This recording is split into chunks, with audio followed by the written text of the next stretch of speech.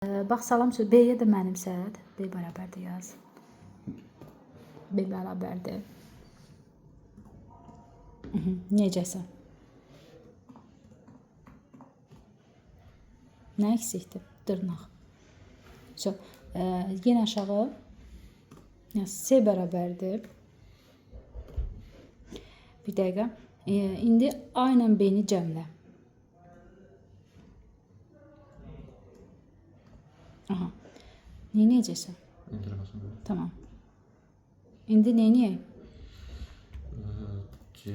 C-ni çağıraq, bəli. Salam, necəsən? Fərqi gördün, qoşa dırnaqla yazmışıq, tək dırnaqla çıxıb. Eləmi? İndi print C ilə çapa ver. Mötərizə aç. C, mötərizən bax, ISO. İndi də fərqi gördün.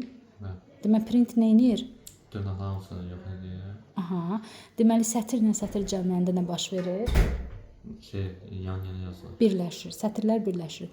Yəni, A sətrinlə B sətrin cəmlədik, birləşdi.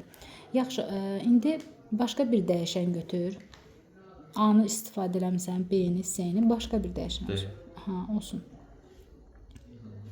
Rəqəm mənimsət. Rəqəm. Biraz böyük olmasın. Çünki çox uzun olacaq. Ortalama bir rəqəm qoy. Tamam.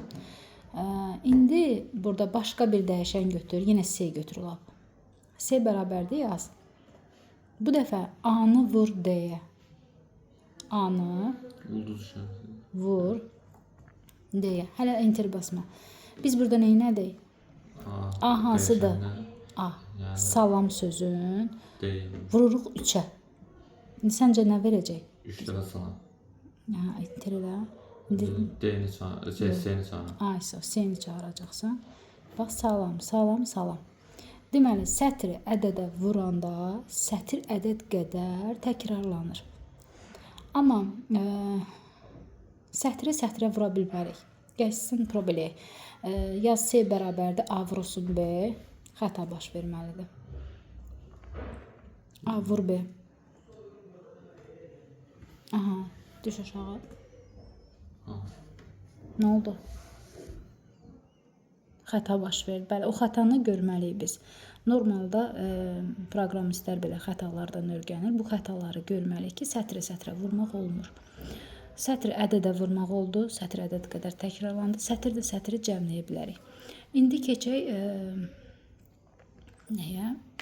Sətirlərin cəmləməsini elədik.